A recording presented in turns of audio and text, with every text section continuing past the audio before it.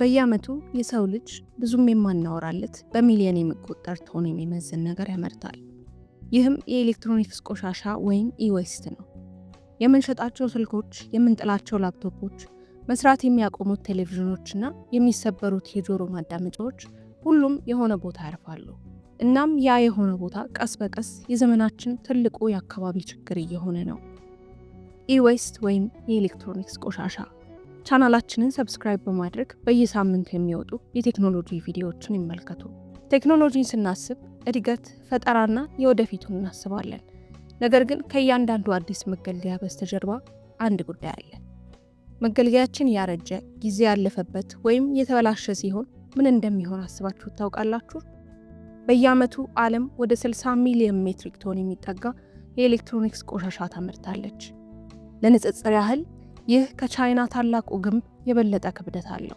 አብዛኛው ጥቅም ላይ አይውልም። በቆሻሻ ማጠራቀሚያዎች፣ በመጣያ ስፍራዎች ወይም ከዚህም በከፋ ሁኔታ ደግሞ ጥቂት ብረትን ለማግኘት ሲሉ ደህንነቱ ባልተጠበቀ ቦታ በሚጠቀሙት ሰዎች እጅ ያርፋል። ለምሳሌ ያረጀ ስማርት ስልካችን ወርቅ፣ ብር፣ መዳብና ብርቅዬ ምድራዊ ብረታ ብረቶች ይዟል። የእነዚህ ቁሳቁሶች ዋጋ ትንሽ ሊመስል ይችላል። ነገር ግን በቢሊዮኖች የሚቆጠሩ መሳሪያዎች ሲጣሉ ቁጥሩ ይጨምራል። ሆኖም እነዚህ ውድ ንጥረ ነገሮች እንደገና ጥቅም ላይ ከመዋል ይልቅ ብዙውን ጊዜ በቆሻሻ ክምር ውስጥ እንዲበሰብሱ እናደርጋቸዋለን ወይም ወደ ታዳጊ ሀገሮች እንልካቸዋለን። ጋና፣ ህንድና ቻይናን የመሳሰሉ በአፍሪካና በእስያ የሚገኙ ሀገሮች የኤሌክትሮኒክስ ቆሻሻ መጣያ ስፍራዎች ሆነዋል። እንደ ጋና ውስጥ ያለው አግቦ ግሎሺ ያሉ ትላልቅ አካባቢዎች በተሰበሩ ኮምፒውተሮች፣ ቴሌቪዥኖችና ኬብሎች ተራራዎች ተሞልተዋል። የሀገር ውስጥ ሰራተኞች ብዙውን ጊዜ ልጆችን ጨምሮ መዳብ ለማውጣት ሽቦዎችን ያቃጥላሉ። የሚተነፍሱት ጭስና ወደ አፈር ውስጥ የሚፈሱት ኬሚካሎች እጅግ መርዛማ ናቸው። ሊድ፣ ሜርኩሪና ካድሚየምን የመሳሰሉ አደገኛ ንጥረ ነገሮች ይገኙባቸዋል። ወንዞችንና የእርሻ መሬቶችን ይበክላሉ። እንደገና ጥቅም ላይ ማዋል ወይም ሪሳይክሊንግ ተብሎ የተጀመረው ነገር ወደ ገዳይ የህልውናና የመመረዝ ዑደት ተለውጧል። ችግሩ ግን እዚህ አይጀምርም። የሚጀምረው ከኛ ነው። በየዓመቱ አዲስ ስልክ፣ በየ2 ዓመቱ አዲስ ላፕቶፕ እንዲሁም ውበታቸውን ሲያጡ የምንተካቸው ማለቂያ የሌላቸው መለዋወጫዎች የዚህ ችግር መሰረቶች ናቸው። ኩባንያዎች ለመጠገን አስቸጋሪ የሆኑ ምርቶችን ይፈጥራሉ። ይህ ታስቦበት የሚደረግ ጊዜ ያለፈበት ማድረግ ወይም ፕላንድ ኦብሶሌሰንስ ይባላል። ብዙ ጊዜ እንድንገዛ የሚያበረታታ ስትራቴጂ ነው። ለትርፍ ጥሩ ነው፣ ለፕላኔቷ ግን አስከፊ ነው። አስቡት፣ ስልካችን ከጥቂት ዓመታት በኋላ የሶፍትዌር ዘመናዎችን ወይም አፕዴቶችን መቀበል ሊያቆም ይችላል። ምክንያቱ ደግሞ ተበላሽቶ አይደለም፣ ኩባንያው ወደሚቀጥለው ሞዴል እንድንሄድ ስለሚፈልግ ነው። ይህ ዑደት አስቀድሞ ፕላኔቷን እያፈነ ያለውን የኢዌስት ወይም ኤሌክትሮኒክ ቆሻሻ ተራራ ይመግባል። መንግስታት፣ ትምህርት ቤቶችና ትልልቅ ኮርፖሬሽኖች በዘመናዊነት ስም ያረጁ መሳሪያዎችን ያለማቋረጥ ይተካሉ። ያረጁ አታሚዎች፣ ሞኒተሮች፣ ራውተሮችና ሌሎችም በብዛት ይጣላሉ። አንዳንዶቹ በትክክል እንደገና ጥቅም ላይ ይውላሉ። አብዛኛዎቹ ግን ያገለገለው ኤሌክትሮኒክስ በሚል ስያሜ ይላካሉ። ይህም ምንም ጉዳት የሌለው ቢመስልም እውነቱ ግን ብዙዎቹ እነዚህ ምርቶች መጠገን ከማይቻል በላይ የተበላሹ መሆናቸው ነው። ታዲያ ለዚህ መፍትሄው ምንድን ነው? መፍትሄው ቀላል አይደለም፣ ግን የሚጀምረው ከግንዛቤና ኃላፊነት ከመውሰድ ነው።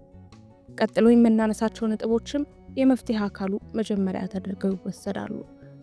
አንደኛ፣ የተሻሉ መልሶ ጥቅም ላይ የመዋል ስርዓቶች።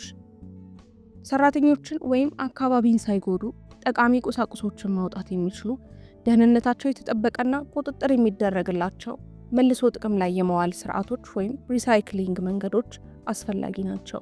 በአሁኑ ጊዜ በዓለም አቀፍ ደረጃ ከሚመረተው ኢዌስት ውስጥ 20% ያህሉ ብቻ እንደገና ጥቅም ላይ የሚውል ሲሆን የቀረው ጠፍቷል፣ ተቃጥሏል ወይም ተቀብሯል። ሁለተኛ፣ ለመጠገን መብት የሚረዱ ህጎች ወይም ራይት ቱ ሪፔር ሎስ እንዲወጡ መገፋፋት። ይህ ማለት ሸማቾችና ገለልተኛ ሱቆች በአምራቾች ሳይታገዱ መሳሪያዎችን በቀላሉ የመጠገን መብት ሊኖራቸው ይገባል። የምንጥለውን ከመተካት ይልቅ መጠገን ከቻልን የምናመርተውን ቆሻሻ በእጅጉ እንቀንሳለን። ሶስተኛ፣ የምንገዛበትን መንገድ እንደገና ማሰብ። ከማሻሻላችን በፊት ራሳችንን እንጠይቅ። በእርግጥ አዲስ ስልክ ያስፈልገኛል ወይስ ያለኝ አሁንም ጥሩ ነው? ከአዲስ ይልቅ የታደሰ ወይም ሪፈብሪሽድ መግዛት እችላለሁ? እንደነዚህ ያሉትን ጥያቄዎች መጠየቃችንና በማስተዋል መወሰናችን ትልቅ ለውጥ ሊያመጣ ይችላል። አራተኛ፣ የኩባንያዎች ኃላፊነት መውሰድ። በየዓመቱ አዳዲስ መገልገያዎችን በመሸጥ ትርፍ የሚያገኙት ኩባንያዎች እኛ ስንጨርስ እነሱን የመሰብሰብና እንደገና ጥቅም ላይ የመዋል ኃላፊነት መውሰድ አለባቸው። እንደ አፕልና ሳምሰንግ ያሉ አንዳንድ ብራንዶች መልሶ ጥቅም ላይ የመዋል ፕሮግራሞችን ጀምረዋል። ነገር ግን በቂ አይደሉም። እውነተኛ ለውጥ የሚመጣው እነዚህ ኩባንያዎች ረዘም ላለ ጊዜ የሚቆዩ፣ ለመጠገን ቀላል የሆኑና ሙሉ በሙሉ እንደገና ጥቅም ላይ ሊውሉ የሚችሉ ምርቶችን ሲሰሩ ነው። ቴክኖሎጂ ዓላማው ሕይወትን የተሻለ ማድረግ ከሆነ እሱን የሚደግፈውን አካባቢ ማጥፋት የለበትም። እያንዳንዱ መሳሪያ እንደገና ጥቅም ላይ ከዋሉ ቁሳቁሶች የሚሰራበት፣ እያንዳንዱ ክፍል እንደገና ጥቅም ላይ ሊውል የሚችልበትና ምንም ነገር ወንዞችን ወይም ቆሻሻ ማጠራቀሚያዎችን የማይመርዝበትን የወደፊት ጊዜ ለማምጣት መጣር አለብን። ያ የወደፊት ጊዜ ይቻላል። ስለዚህ በሚቀጥለው ጊዜ የኤሌክትሮኒክስ መገልገያችንን ስንጥል ወይም ስንቀይር ብዙ ሺህ ኪሎ ሜትሮች ርቆ በሚገኝ የቆሻሻ ማጠራቀሚያ ውስጥ ሊያርፍ እንደሚችል፣ ጥቂት ግራም መዳብ ለማውጣት ሲል ጠንቁን በማይረዳ ሰው ሊቃጠልና ያንን ሰው ሊጎዳ እንደሚችል እናስብ። ላይክ፣ ሼር እና ሰብስክራይብ ማድረግ እንዳይረሳ። ሰላም ቆዩ።